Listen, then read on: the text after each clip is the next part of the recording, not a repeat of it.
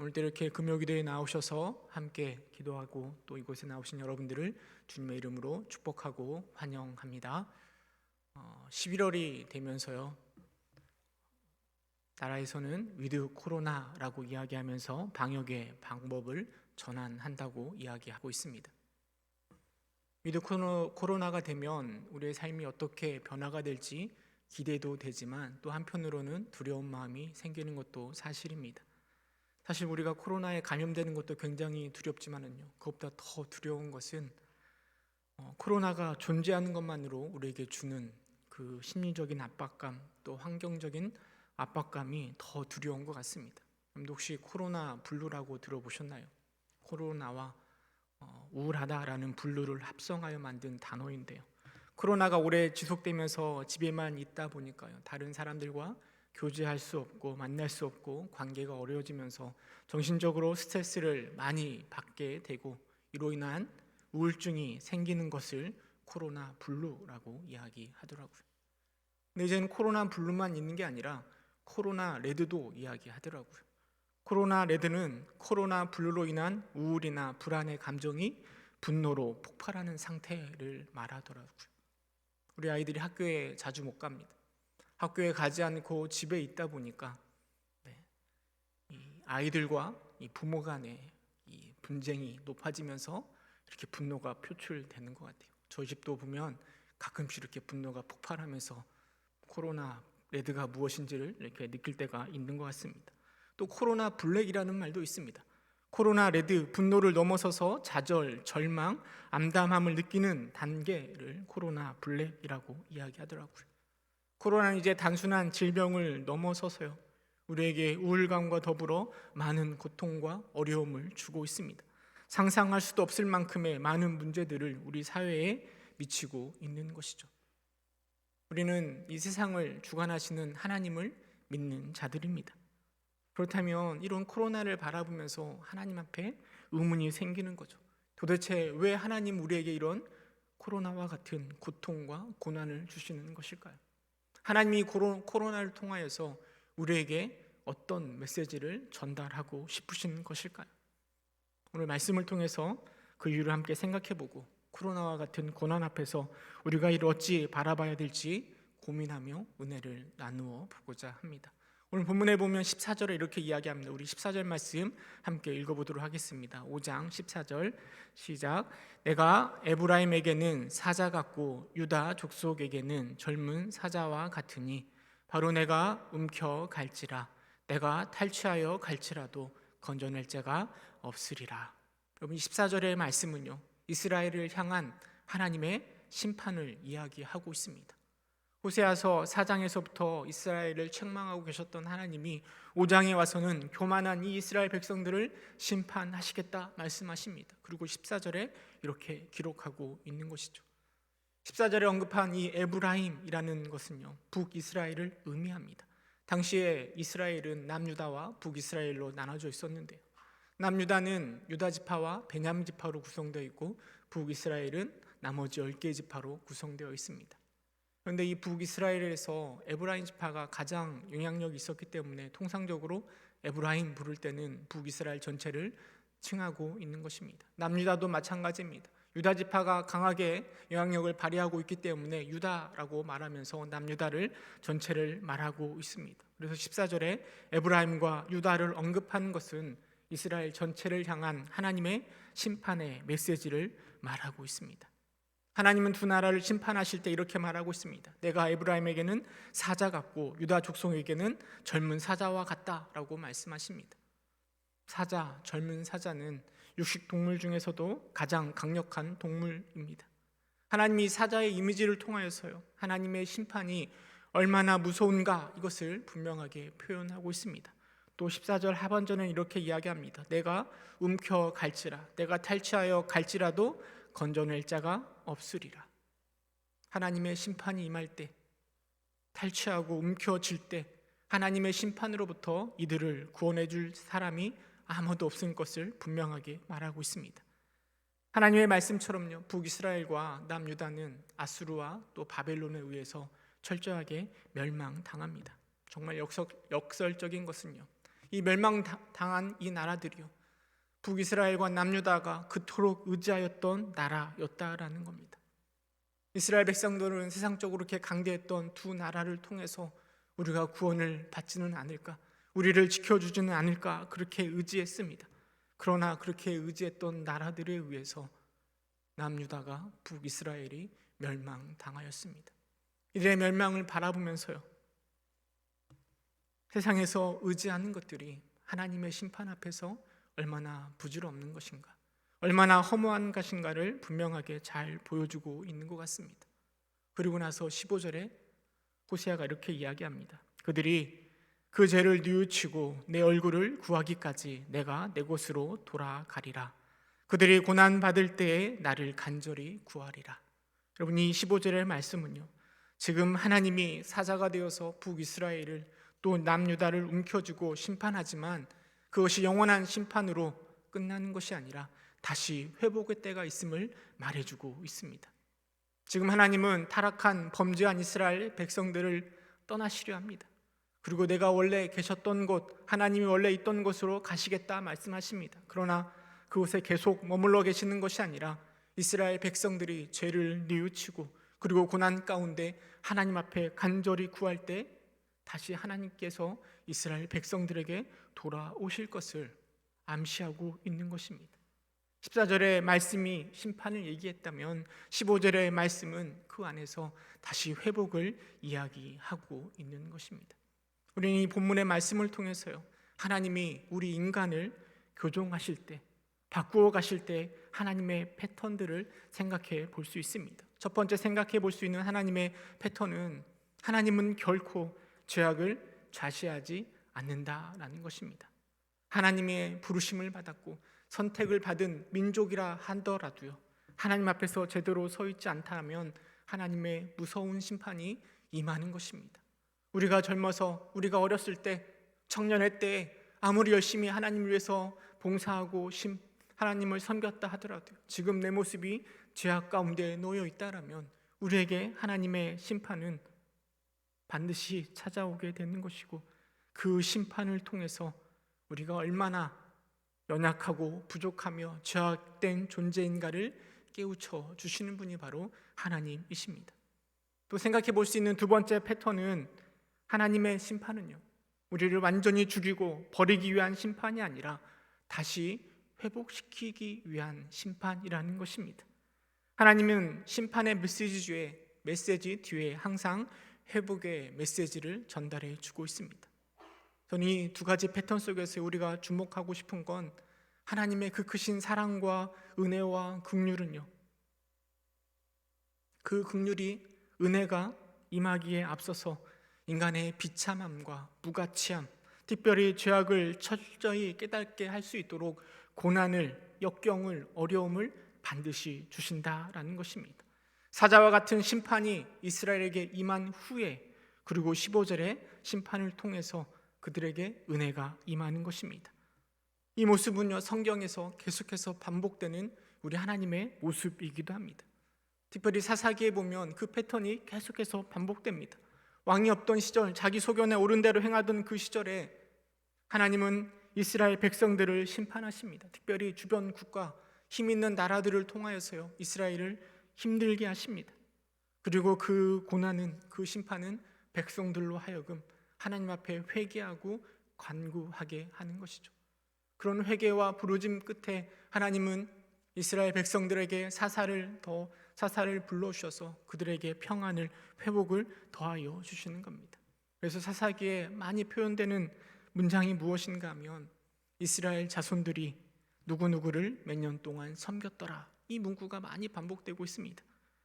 이것은 바로 심판의 때를 말하는 것입니다. 백성들은 누군가를 섬기면서 많은 어려움과 고난을 당하게 되는 것이죠.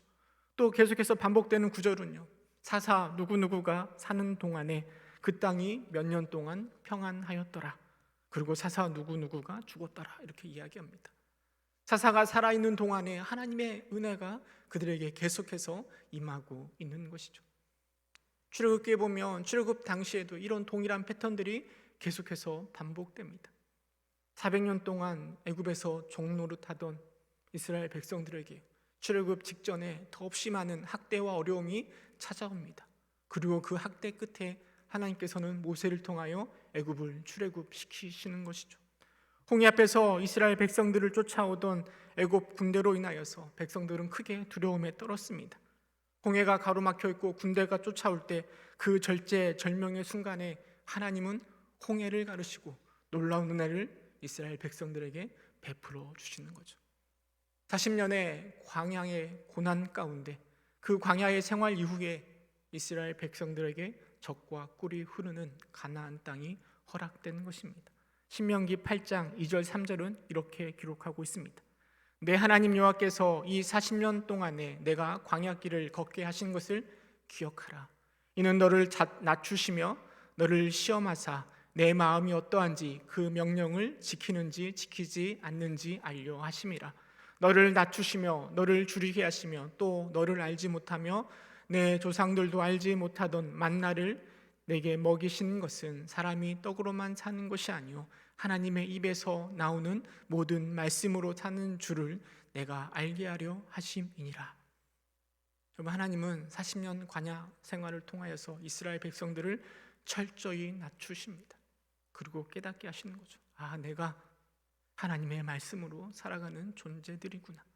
우리 신명기 8장 16절만 함께 읽어보도록 하겠습니다.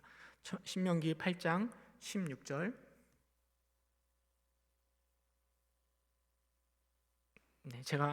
제가 봉독해 드리도록 하겠습니다.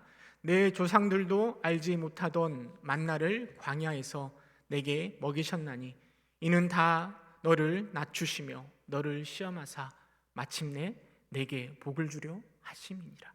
마침내 내게 복을 주려 하심이라.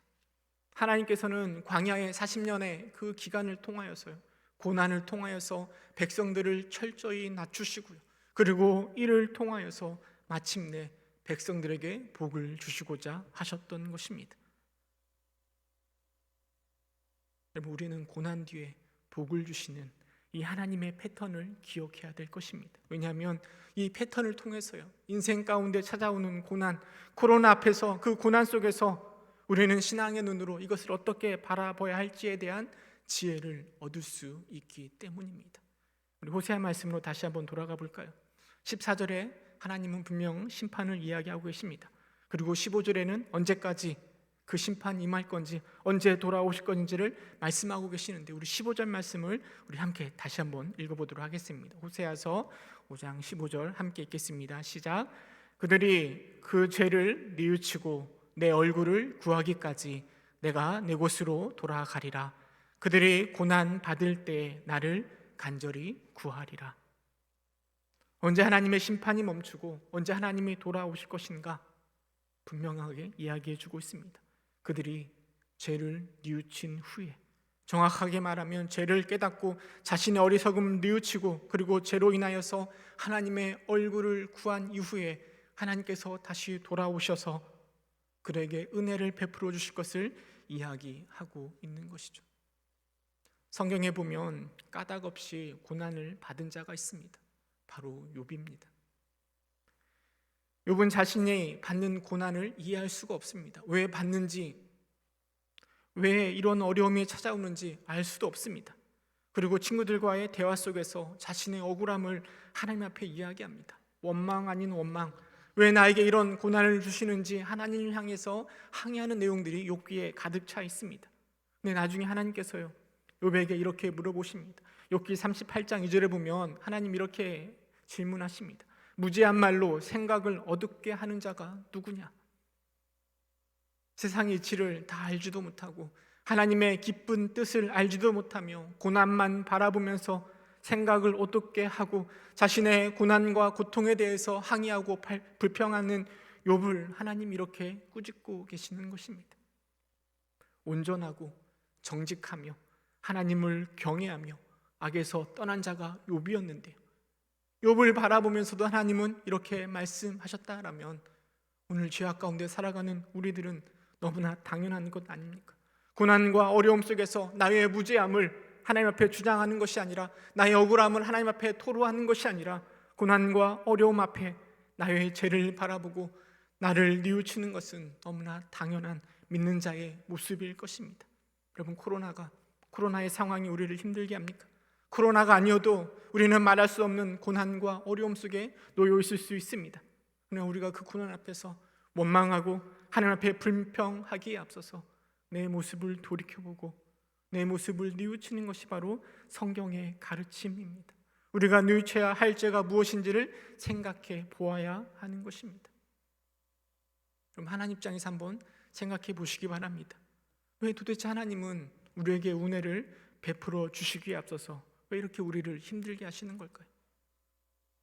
왜 이렇게 우리를 심판하시고 고난을 주시고 그리고 나서 우리가 죄를 회개하고 나서야 우리에게 은혜를 베풀어 주시는 걸까요? 그냥 은혜를 베풀어 주시면 안 될까요? 코로나로 이렇게 많은 사람들이 힘들고 있다라면 하나님께서 은혜를 그냥 확 부어주셔서 그냥 이 어려움이 넘어갈 수 있도록 인도해 주시면 얼마나 좋을까요?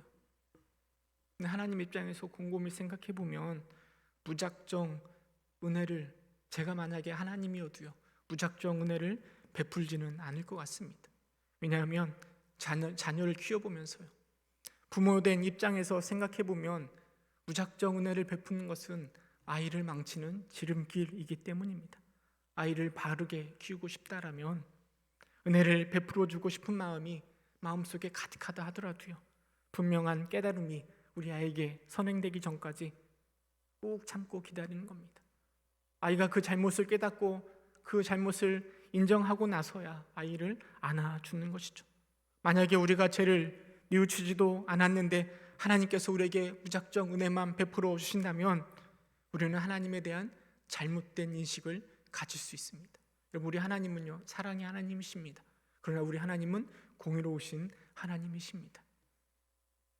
하나님은 우리를 사랑하셔서 은혜를 베풀어 주시고 자비로우시며 노하기를 더디하시죠. 그러나 또한 하나님은 공의로우셔서요 벌을 면제하지 아니하시고 보응하시는, 질투하시는 하나님이심을 우리는 기억해야 됩니다. 그래서 하나님은 물론 우리를 사랑하시지만 그만큼 죄에 대해서 얼마나 싫어하시는지를 우리는 분명하게 인식해야 됩니다. 그러나 우리가 죄에 대한 깨달음이 없이 은혜만 받게 된다면, 고난 없이 은혜만 받게 된다면 그 하나님을 그냥 사랑의 하나님으로만 인식할 수 있는 것입니다. 또 우리가 뉘우침 없이 우리에게 은혜가 베풀어진다라면 우리는 하나님의 사랑과 은혜를 잘못 받아들일 수 있습니다. 여러분, 죄에 대한 뉘우침이 클수록 베풀어 주신 은혜의 깊이가 커지는 것입니다. 근데 죄에 대한 뉘우침이 없을 때 하나님이 베풀어 주신 은혜도 가벼워지는 것이죠. 성경은 죄인을 향한 하나님의 은혜와 사랑이 얼마나 큰지를 계속해서 말해주고 있습니다. 하나님의 은혜는 받는 사람의 자격과는 상관없이 하나님의 주권에 따라 값없이 우리에게 주어집니다. 근데 우리가 죄에 대한 깊은 깨달음이 없다라면 하나님께서 우리에게 베풀어 주시는 은혜에 대한 그 크기를 우리는 제대로 가늠할 수 없는 것입니다. 길거리를 가다 보면 공짜로 무언가를 받을 때요 우리는 그것을 귀한 것으로 여기지 않습니다. 그러나 공짜로 받게 되는 하나님의 은혜도 그렇게 취급해서는 안 되는 겁니다. 우리가 죄에 대한 깊은 깨달음이 있을 때 하나님의 그 크신 사랑과 은혜가 얼마나 큰지를 정확하게 명확하게 바라볼 수 있는 것입니다. 또한 우리가 죄에 대한 뉘우침을 가지지 못한다면요 중보자를 통해서 부어주신 하나님의 은혜를 간과할 수 있습니다. 하나님은 자신의 두 가지 성품, 사랑이 많으시고 공의로우신 그 성품을 만족시키기 위해서요 우리 인간들에게 은혜를 베풀어 주실 때 그냥 베풀어 주신 것이 아니라 중보자 예수 그리스도를 통하여서 은혜를 베풀어 주십니다. 십자가의 대속은 하나님의 사랑과 하나님의 공의가 무엇인지 우리에게 분명하게 보여주고 있습니다. 그런데 우리가 만약에 죄에 대한 깨달음이나 뉘우침이 없다면 그 중보자에 대한 필요를 느끼지 못할 수 있습니다. 우리의 힘으로, 자신의 힘으로 도저히 하나님의 거룩에 영광에 미치지 못함을 깊이 인식할 때 우리는 도우실 자, 우리를 도우실 중보자를 간구하게 되는 것입니다. 그런데 죄에 대한 인식이 없을 때는요 그 구원자 예수 그리스도의 필요성을 깨닫지 못하는 거죠. 이 정도면 나도 할 수 있겠지, 이 정도면 나도 할 수 있겠지라는 착각에 빠질 수 있는 것입니다. 마지막으로 우리가 죄를 뉘우치고 깨달을 때 여러분 우리는 하나님의 은혜와 사랑 앞에서요 진정으로 찬양하고 기쁨을 누릴 수 있는 것입니다. 어떤 사람들은요 예수를 생각만 해도 마음이 좋아지면서 하나님을 찬양한다라고 고백합니다. 예수님을 생각만 해도 바라만 봐도 은혜가 넘치는 것입니다. 그런데 어떤 이들은요 아무리 예수님을 생각해도요 은혜가 되지 않습니다. 왜냐하면 자신에 대한 깨달음이 없기 때문입니다. 하나님의 은혜가 얼마나 큰지, 예수 그리스도의 은혜가, 그 사랑이 얼마나 큰지 알지 못하기 때문입니다. 자신의 죄악과 절망감을 뼈저리게 느낄 때 우리에게 찾아오시는 하나님의 구원의, 예수님의 구원의 소식은요 우리에게 있어서 가장 큰 기쁨의 소식이 되는 것입니다.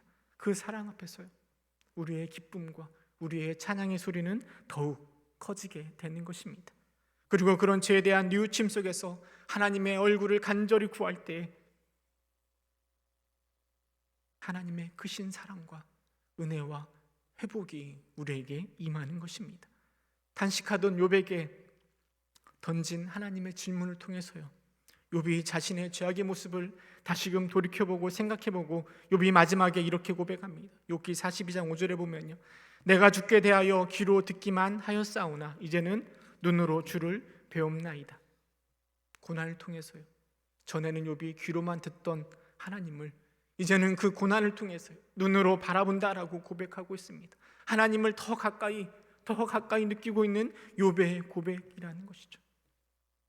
하나님의 심판 그리고 고난 앞에서요 우리가 하나님의 은혜를 더 잘 누릴 수 있는 가장 좋은 방법은 나의 모습을 돌이켜보고 누이치며 하나님의 얼굴을 구하는 것입니다. 여러분, 코로나가 우리를 휩쓸고 있습니다. 엄청난 고난과 심판으로 여겨집니다. 그러니 때에 우리가 해야 할 일은요 나를 돌아보고 내 죄를 뉘우치는 것입니다. 타인의 잘못을, 다른 사람의 잘못을 뒤척이며 너 때문이야 라고 말할 것이 아니라 지금 나의 모습을 돌이켜봐야 됩니다. 우리의 모습을 돌이켜봐야 됩니다. 우리 교회의 죄악을, 우리 한국교회의 죄악을 돌이켜볼 때가 바로 이때인 것입니다. 그리고 하나님의 얼굴을 뵐 때까지, 하나님의 은혜가 임할 때까지 하나님께 간절히 구하는 것이죠. 이게 바로 하나님의 심판 앞에서, 고난 앞에서 믿는 자들이 가져야 될 자세일 것입니다. 15절에서 회복을 이야기했던 호세아가요 6장에 와서는 이스라엘 백성들 향하여서 이렇게 이야기합니다. 우리 1절 말씀, 6장 1절 말씀 함께 읽어보도록 하겠습니다. 시작. 오라 우리가 여호와께로 돌아가자. 여호와께서 우리를 찢으셨으나 도로 낫게 하실 것이요 우리를 치셨으나 싸매어 주실 것임이라. 호세아는요 오늘도 고난 속에서 허우적거리고 하나님의 심판 가운데 어찌할지를 모르는 우리를 향하여서 말하고 있는 것입니다. 여호와께로 돌아가자. 여호와께로 돌아가자. 우리를 싸매시고 고쳐주실 여호와께로 돌아가자. 이렇게 선포하고 있습니다. 고난 앞에서, 어려움 앞에서, 하나님의 심판 앞에서 다른 것을 의지하는 것이 아니라, 왜 하나님이 나에게 이렇게 힘들게 하실까 원망하실 것이 아니라 나를 싸매주실 하나님을 신뢰하며 하나님께로 돌아가자라고 말하고 있습니다. 뿐만 아니라 호세아는 3절에서 이렇게 이야기합니다. 그러므로 우리가 여호와를 알자. 힘써 여호와를 알자. 그의 나타나심은 새벽빛같이 어김없나니 비와 같이 땅을 적시는 늦은 비와 같이 우리에게 임하시리라 라고 이야기하고 있습니다. 여호와를 알자. 힘써서 여호와를 알자라고 이야기합니다. 덮어두고 하나님을 믿는 것이 능사가 아니라요 우리가 믿는 하나님이 어떤 하나님이신지 관심을 가지고 여호와 알기를, 힘써 알기를 호세아가 말하고 있습니다. 그래야 우리가 믿는 하나님이 무엇을 좋아하시는지, 무엇을 싫어하시는지, 그리고 무엇을 해야 칭찬을 받고 사랑을 받을 수 있는지를 잘 아는 것 아니겠습니까? 얼마 전에 제 아내가 생일이었습니다. 하영이가요 아내 생일을 다이소 가서 몇 가지 사왔더라고요. 근데 뭘 사왔냐면 털실을 사오고, 털실을 이렇게 쩌는 뭐라고 합니까? 그게 뭐라고 하죠? 갑자기 단어가 생각이 안 나네요. 그 털실을 꿰는 뭔지 알죠? 바늘 이런 거랑 그 손잡이를 사가지고 왔습니다. 제 아내가 뭐라고 얘기했을까요? 네, 가서 다시 반품해가지고요. 이거 뭐하러 샀냐고, 있을 데 없는 거 뭐하러 샀냐고 이렇게 아내에게 혼이 났습니다. 여러분, 우리가 하나님을 섬기고 예배하기 원하십니까? 정말 하나님을 경배하기 원하십니까? 그렇다면 우리에게 무엇보다 필요한 건 우리 하나님이 무엇을 원하시는지, 무엇을 바라고 계시는지 우리가 아는 것이 필요합니다. 내가 만들어 놓은 하나님을 믿는 것이 아니라 오늘 또 살아서 역사하시는 하나님의 마음을 이해하고 알아가는 것이 중요한 것입니다. 그리고 그럴 때 우리의 신앙의 수고와 열심이 빛을 발하는 것입니다. 오늘 성경 우리에게 말씀하고 계십니다. 내가 너희를 심판하리라. 사자같이 움켜쥐고 탈취할 것이라. 하지만 하나님의 심판은 그것으로 끝이 아니라 죄를 뉘우치고 하나님의 얼굴을 간절히 구할 때까지 임하는 것이고, 그 이후에 하나님의 크신 은혜가 임하겠다라고 우리에게 말해주고 있습니다. 여러분, 이 말씀을 통해서 우리가 하나님을 알게 되었다면, 우리 하나님의 패턴을 알게 되었다라면요, 우리에게 찾아오는 고난을 어떻게 바라봐야 될지, 우리를 힘들게 하는 코로나 앞에서 우리는 무엇을 해야 할지를 곰곰이 묵상해 볼 수 있고 생각해 볼 수 있는 것입니다. 호세아는 우리에게 요청합니다. 여호와께로 돌아가자. 낫게 해주시고 싸매주실 여호와께로 돌아가자 이야기합니다. 근데 여호와께 돌아가는 것의 시작은요, 내 죄를 깨닫고 뉘우치고 하나님의 얼굴을 구하는 것에서부터 시작됩니다. 하나님의 최후의 심판이 가까운 이 시대에, 고난과 역경이 가득한 이 시대에 나를 돌아봄으로, 나의 죄를 뉘우침으로 새벽빛같이 늦은 비와 같이 임하시는 하나님의 풍성한 은혜를 누리시는 저와 여러분 되시기를 주님의 이름으로 축원합니다. 함께 기도하겠습니다. 은혜가 풍성하신 하나님,